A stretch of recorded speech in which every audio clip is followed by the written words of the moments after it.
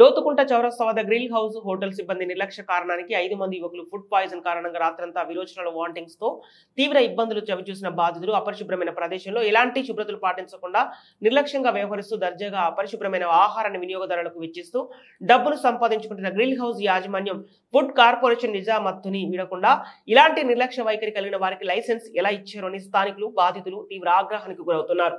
ఇప్పటికైనా food corporation స్పందించి నిర్లక్ష్యంగా వ్యవహరిస్తున్న వారిపై కఠిన చర్యలు తీసుకుని లైసెన్స్ రద్దు చేయాలని వేడుకుంటున్నారు బాధిత కుటుంబం. ఇక బబితారెడ్డి తండ్రి నరేందర్ రెడ్డి వయసు 21 సంవత్సరాలు రుక్మిణి ఎంక్లేవ్ లో నివసిస్తున్నారు. ఇలాంటి ఉపాధి లేక రియల్ ఎస్టేట్ ఆధారంగా జీవిస్తున్న ఈ కుటుంబంలో కుటుంబ కారణంగా తండ్రికి ఎన్నో ఇబ్బందులు ఎదుర్కోవాల్సి వచ్చింది. భవిక్ రెడ్డికి ఏమన్నా అయితే కారణం ఎవరు హోటల్ సిబ్బంది అని ప్రశ్నిస్తున్నారు బాధితులు.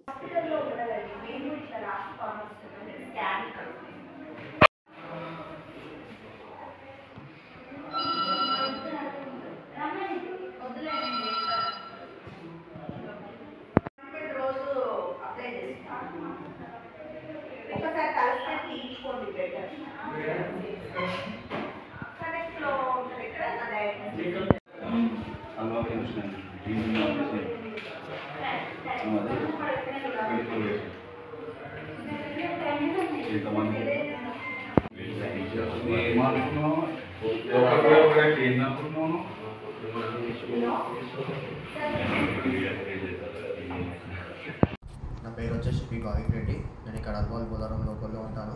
మొన్న జాన్ 12 రోజు లోతుకుంటలో గ్రిల్ హౌస్ అనే రెస్టారెంట్లో షవర్మా తిన్నందుకు వల్ల నాకు ఫుడ్ ఇన్ఫెక్షన్ అనేది అయ్యింది. హాస్పిటల్లోకి వెళ్తే ఇమ్మీడియట్గా మెడిసిన్స్ అవన్నీ ప్రొవైడ్ చేశారు. చాలా ఇన్ఫెక్షన్ అయిపోయింది నీకు అని. నాతో పాటు ఇంకొక 4 మెంబర్స్ తిన్నారు. ఆ 4 మెంబర్స్ కూడా హాస్పిటల్లో అడ్మిట్ అయి ఉన్నారు. సో దీన్ని బట్టి నేను ఏమంటున్నానంటే హోటల్ వాళ్ళు కొంచెం జాగ్రత్త తీసుకొని వాళ్ళు నీట్నెస్ అనేది మెయింటైన్ చేసి ఇంకా కొంచెం అది చేస్తే బాగుంటుంది. హర్ష హాస్పిటల్లో జాయిన్ అయినాను. హర్ష హాస్పిటల్లో జాయిన్ అయిన తర్వాత నాకు ఇమీడియట్గా గ్లూకోజెస్ కానీ మెడిసిన్స్ కానీ ప్రొవైడ్ చేశారు. నా పరిస్థితి ఎలా ఉన్నాయంటే మొత్తం మోషన్స్ మీద ఉన్నాను నేను.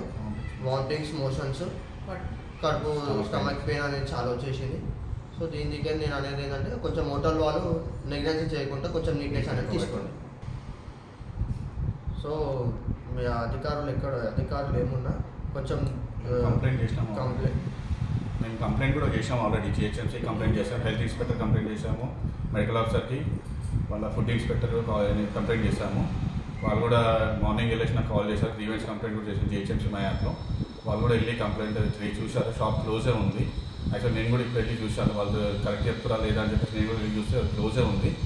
ఏడున్న అధికారులు అది చూసి మొత్తం వాళ్ళ ఫుడ్ ఇన్స్పెక్టర్ మొత్తం చెక్ చేసి దాని తర్వాత సీజ్ చేయాలని మేము కోరుతున్నాం.